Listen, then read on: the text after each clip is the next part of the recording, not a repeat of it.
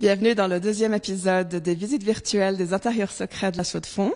Et nous sommes dans le Salon Bleu, qui était le salon de musique privé d'un patron horloger qui s'appelait Charles-Rodolphe Spillmann.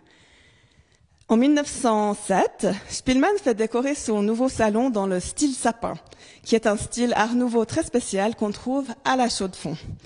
Donc le décor est réalisé par des étudiants de l'école d'art et les motifs sont tous inspirés de la nature du Jura. Au mur, par exemple, on a ce qu'on appelle des toiles marouflées qui sont tendues et collées. Et si on regarde bien, on voit qu'il s'agit d'une forêt jurassienne. Là, on voit le motif de sapin qui est très stylisé, c'est-à-dire qu'il a été réinterprété pour en faire un motif unique. Et ici, au premier plan, on voit de magnifiques gentianes qui rappellent les pâturages de la région.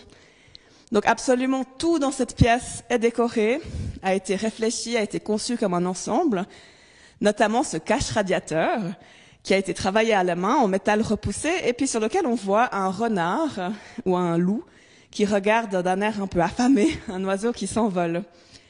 Donc tout est une sorte d'œuvre d'art totale. Et puis il y a un élément que j'aime tout particulièrement, ce sont les poignées des portes qui montrent le niveau de détail.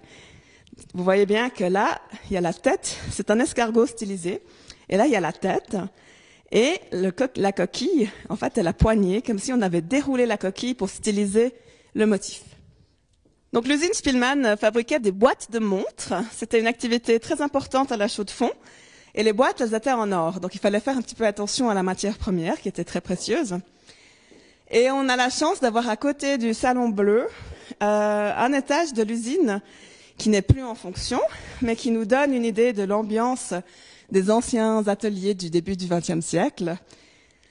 Alors il y a une chose qui est essentielle et qui est prépondérante, c'est les longues rangées de fenêtres, ces grandes baies vitrées qui permettaient de faire entrer un maximum de soleil, ce qui était vraiment important pour parce qu'on travaillait sur de toutes petites composantes. Et au sol, ici par exemple, on voit les traces des machines d'autrefois. Donc il y avait les grandes machines lourdes au centre, puis après à l'établi, il y avait encore quelques petites machines et les ouvriers se tenaient aux fenêtres vers ces petites machines. Ici, on voit encore les claies. Donc c'est des claies qui ont été reconstituées, qui étaient très typiques à l'époque dans tous les ateliers. Et elles permettaient d'une part de récolter l'huile qui tombait par terre depuis les machines, donc on glissait pas. Mais ici, ça permettait aussi de récolter la poussière d'or. On pouvait brûler les claies et on récupérait la matière première qui avait une grande valeur.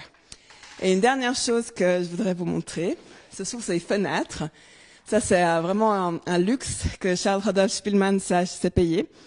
Parce que vous voyez qu'en haut, la fenêtre s'ouvre vers l'intérieur, mais en bas, elle s'ouvre vers l'extérieur. Ça veut dire que si jamais un ouvrier était tenté de lancer un petit lingot par la fenêtre vers un ami qui se trouverait en bas, en fait, ce lingot ne pourrait jamais sortir du bâtiment. Il y a encore beaucoup de choses qu'on pourrait dire sur ce lieu et en lien avec l'horlogerie et l'art nouveau.